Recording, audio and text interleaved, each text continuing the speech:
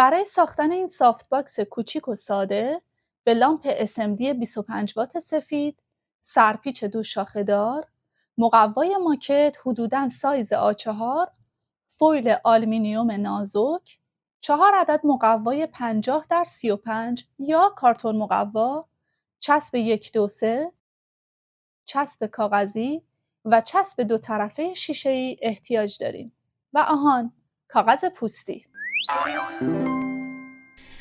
اول از همه وسط مقوای ماکتمون رو با علامت زدن پیدا می‌کنیم. بعد قطر سرپیچمون رو اندازه می‌گیریم و وسط مقوا رو 1-2 میل کمتر از اندازه‌ای که گرفتیم برش می‌زنیم.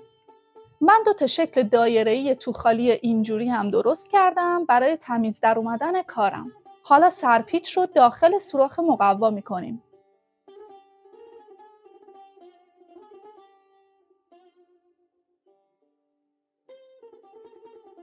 بعد هم با چسب 123 حسابی دو طرفش رو محکم می‌کنیم.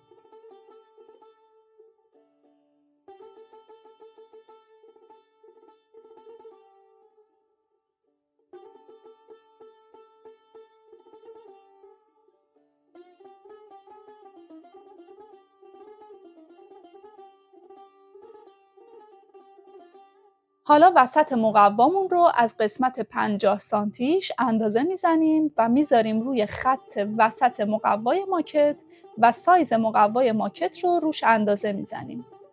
حالا گوشه های علامت زده رو به صورت اریب به گوشه پایینی مقوا با یه خط مشخص میکنیم. برای وجه دیگه مقوای ماکت هم همین کار رو انجام میدیم. در آخر قسمت‌های علامت زده رو برش میزنیم تا 4 تا مقوای زوزنق شکل داشته باشیم. مقواها به این صورت قراره به مقوای ماکتمون وصل بشن. اما قبل از اون به تک تک مقواها باید فویل آلومینیوم بزنیم. سطح مقوا رو چسب دو طرفه شیشه‌ای میزنیم و بعد فویل آلومینیوم رو بهش میچسبونیم.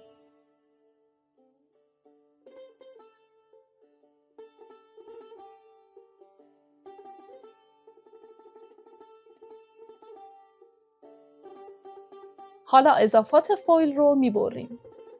برای هر 4 تا تیکه مقوا این کار رو انجام میدیم.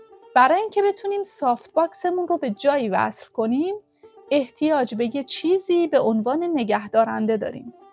بنابراین دو طرف سرپیچ رو 2 تا برش کوچیک میزنیم به اندازه عرض چسبک یا همون چسب نرماده که میتونید به جاش از پارچه، کش، مقوا یا هر چیز دیگه‌ای که دارید استفاده کنید. بعد از اینکه برش زدیم، چسبک رو از توش رد می‌کنیم.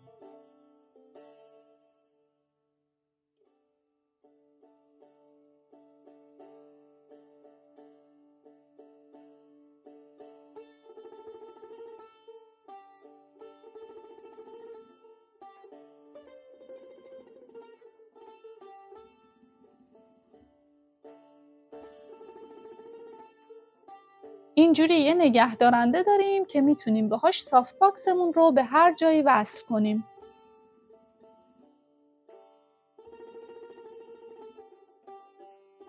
حالا مقواهامون رو که بهش فویل آلومینیوم زدیم، یکی در میون با چسب کاغذی به هم وصل می‌کنیم.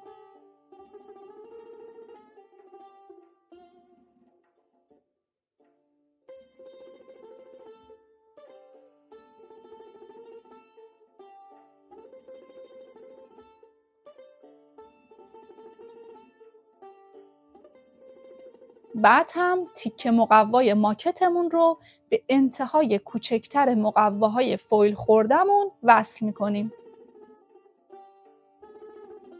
به این صورت. آخرین تیکه مقوای فویل خورده رو هم وصل می‌کنیم.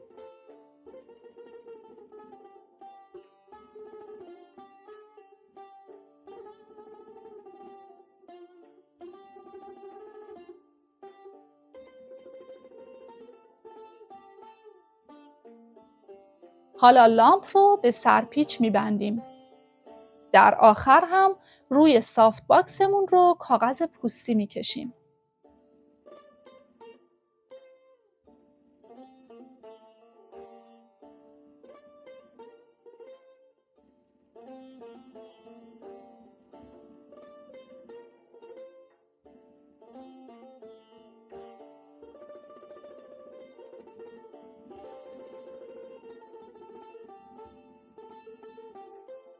اینم از سافت باکس کوچیک و سادمون.